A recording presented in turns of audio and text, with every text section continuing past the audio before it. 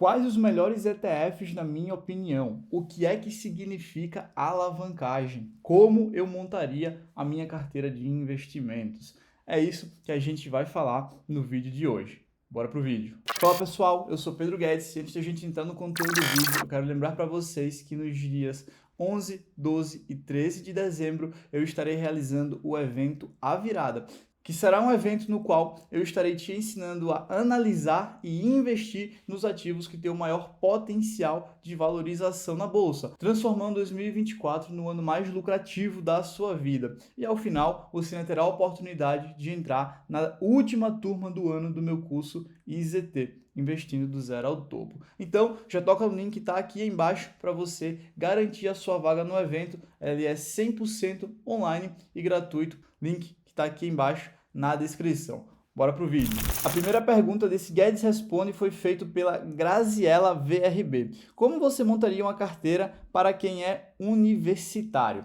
Quando a gente fala de montar uma carteira de investimentos, a gente não faz essa distinção se você é médico, se você é universitário, se você é astronauta, tá? Isso não existe. Uma carteira de investimentos é uma carteira de investimentos, tá? Ponto. Não existe uma carteira voltada para cada profissão em específico, porque uma carteira de investimentos ela é composta pelo quê? Simplesmente por bons ativos de qualidade. Pelo menos tem que ser, né? Mas nem todo mundo tem uma carteira assim. Então, o que acontece é que você precisa ter excelentes ativos de qualidade na sua carteira. E isso aí você vai ter que colocar, independente de você ser astronauta, médico, universitário, advogado, não importa, tá? Então, como é que eu montaria minha carteira de investimentos? O primeiro passo é segregar dela, ou seja, deixar separado a minha reserva de emergência. Então, eu teria uma reserva de emergência cobrindo ali pelo menos de 6 a 12 meses, tá? Do meu custo de vida e não juntaria com os meus investimentos. Em seguida, eu realizaria a minha montagem de fato da carteira. Nessa montagem, eu, Pedro, particularmente tenho uma regra que pelo menos 50% do meu patrimônio ele tem que estar investido fora do Brasil. Eu não deixo menos do que 50% do meu patrimônio aqui no Brasil. Essa aqui é a primeira linha de partida para minha carteira. E ali eu vou decidir o quanto eu vou ter de renda fixa e o quanto eu vou ter de renda variável. Isso vai depender do teu perfil de risco. Se você é uma pessoa que é mais risk-take, que você gosta de tomar mais risco, ou se você é uma pessoa mais aversa ao risco, que você não gosta tanto de risco assim. Pessoas que são mais avessas ao risco vão ter um percentual maior de renda fixa do que de renda variável. Já quem é mais risk-take vai ter mais renda variável do que renda fixa. Eu, particularmente, sou uma pessoa que gosta desse risco, e quando eu falo risco aqui, eu não estou falando de perder dinheiro, eu estou falando de incerteza. Eu tenho uma porcentagem muito grande da minha carteira em renda variável, porque a incerteza futura, ou seja, o risco, ele não me incomoda, porque eu sei que eu estou selecionando excelentes ativos dentro da minha carteira. Então aí você já tem sua definição de renda fixa, renda variável e o quantos por cento você vai querer dentro do seu patrimônio Brasil e Estados Unidos. A próxima parte é você fazer a sua macroalocação, ou seja, decidir o quanto é que vai para fundos imobiliários, ações Brasil, stocks, que são as ações americanas, e REITs, que são os primos turbinados dos fundos imobiliários. Vai definir o quantos por cento você vai colocar em cada uma dessas classes. E por fim, você vai fazer a alocação micro. O que é a alocação micro? É você definir quais são as ações específicas que vão estar na sua carteira, quais são os fundos imobiliários específicos, as ações americanas e os REITs específicos, tá? É dessa forma que eu monto a minha carteira de investimentos. E para facilitar tudo isso, eu disponibilizo para os alunos dentro do IZT a planilha de rebalanceamento automático, que é uma planilha que ela vai ali facilitar toda essa alocação, no qual você define os percentuais que você quer ter em cada classe de ativo e ela faz automaticamente o cálculo de onde você precisa investir naquele momento. A segunda pergunta de hoje veio do Laíso Ralph JL. Exemplos de renda fixa nos Estados Unidos. Cara, renda fixa é renda fixa em qualquer lugar do mundo. É você pegar seu dinheiro, emprestar para alguém e receber esse dinheiro de volta com juros. Então, da mesma forma que a gente pode pegar o nosso dinheiro aqui no Brasil e estar emprestando ele para o governo, a partir do Tesouro Direto, lá a gente também tem um programa de empréstimo do nosso dinheiro lá fora para o governo norte-americano, que a gente chama de Treasuries. Tesouro, a tradução. Então a gente tem Treasury Bonds, tem os Treasury Bills, tem os Floating Rate Notes, que são basicamente ali os similares, tá? Aos nossos tesouros pré-fixados, ao nosso tesouro Selic, a gente tem tudo isso lá. E também temos os Corporate Bonds, que seria basicamente as nossas debêntures aqui do Brasil, ou seja, emprestar o nosso dinheiro para empresas. Só que qual é a diferença? Para você investir no Tesouro Norte-Americano como uma pessoa de fora estrangeira, há uma complexidade muito alta, tem uma burocracia muito grande para investir diretamente no Tesouro lá fora.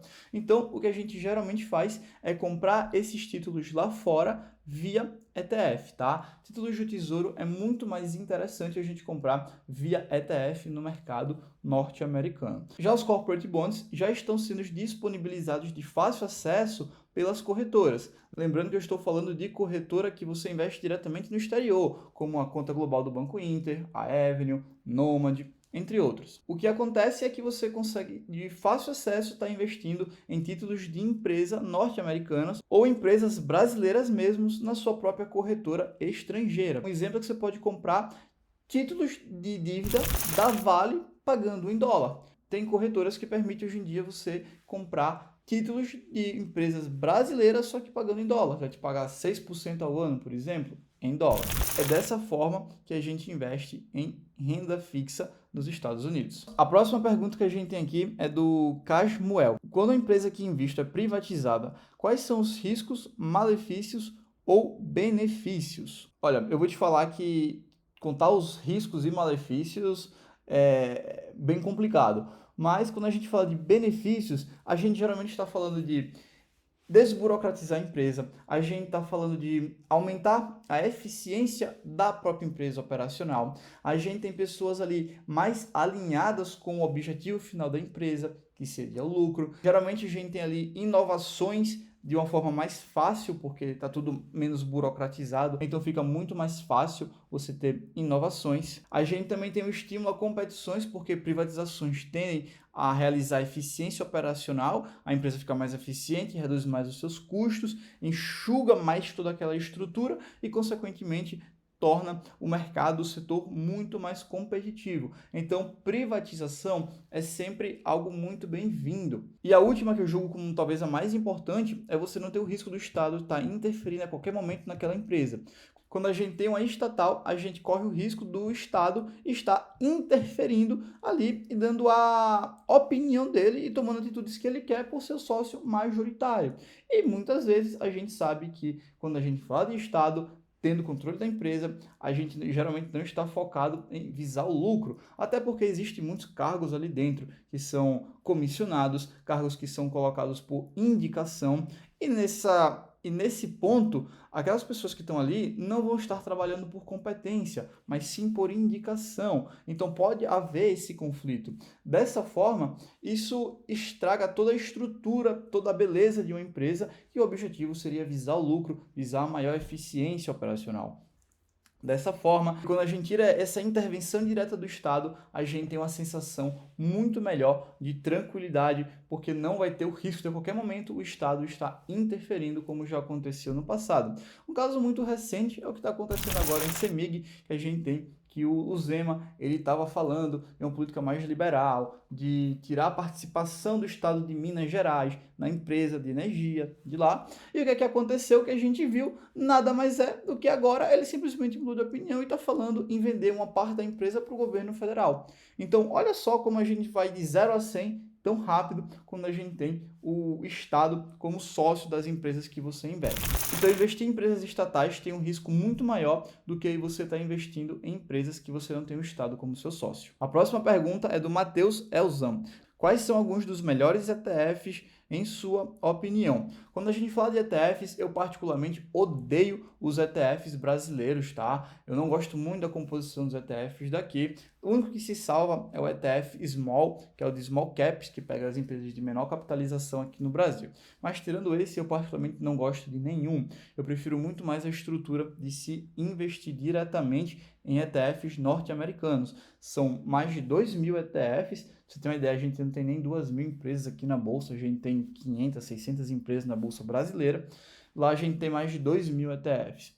e, particularmente, a estrutura dos ETFs de lá, as taxas são muito melhores. Então, quais alguns dos melhores ETFs, na minha opinião? Sempre gosto de você ter ETFs genéricos de mercado, ou seja, ETFs que replicam de forma genérica os melhores índices de mercado. Então, aqui eu posso citar para você ETFs que replicam o S&P 500, que são as 500 maiores empresas americanas, como o VUL, IVV ou SPY, tá? Ambos vão replicar o S&P 500. Eu gosto também dos ETFs que replicam os REITs de equity, que seriam basicamente os nossos primos turbinados dos fundos imobiliários de tijolo, porque investir em fundos imobiliários de papel lá fora não é uma boa coisa. Então, eu gosto do VNQ e do SCHH. São dois REITs, são dois ETFs de REITs que eu gosto bastante.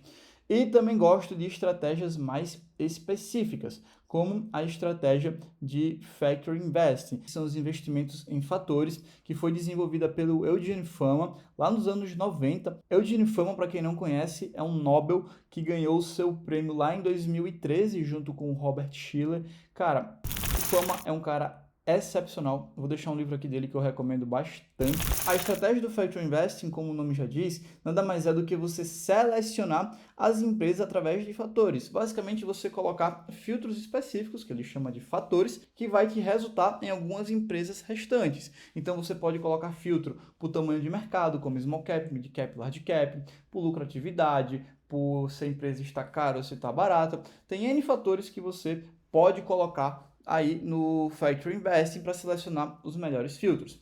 Um ETF eu gosto bastante é o VBR, que ele replica o Three Factor Model, que é o modelo de 3 fatores do Eugene Fama. E com esse modelo, o Fama ele conseguiu explicar basicamente 90% do retorno dos mercados. Então, ele conseguiu desenvolver fatores que explicam 90% do desempenho de mercado. Dessa forma, ele conseguiu colocar fatores ali e trazer as empresas que mais performaram historicamente, que foram as small caps de valor. Eu vou deixar um gráfico aqui na tela mostrando as empresas entre small caps de valor, mid caps de valor, large cap de valor e de crescimento. Se vocês quiserem que eu faça um vídeo somente explicando sobre o Factor Investing, bota aqui nos comentários Factor Investing, que eu mostro como foi que o Fama formulou esses fatores, que trouxe basicamente um filtro com as empresas que mais performaram, que tiveram maior retorno historicamente. Então esses são 3 de alguns bons ETFs que eu gosto bastante nos Estados Unidos. E também gosto do ETF, o SFR,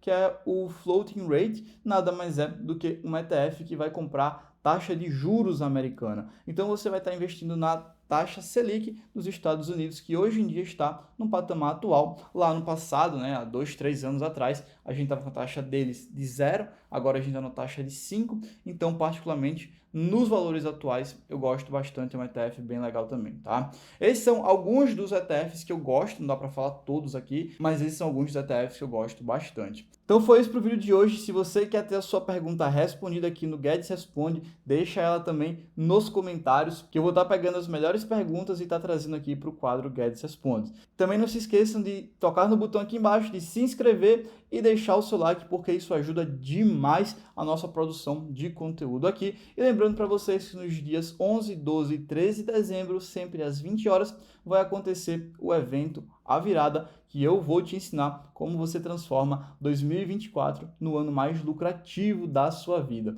Então toca no primeiro link que está aqui embaixo para você garantir a sua vaga, que é 100% online e gratuita. Valeu, galera!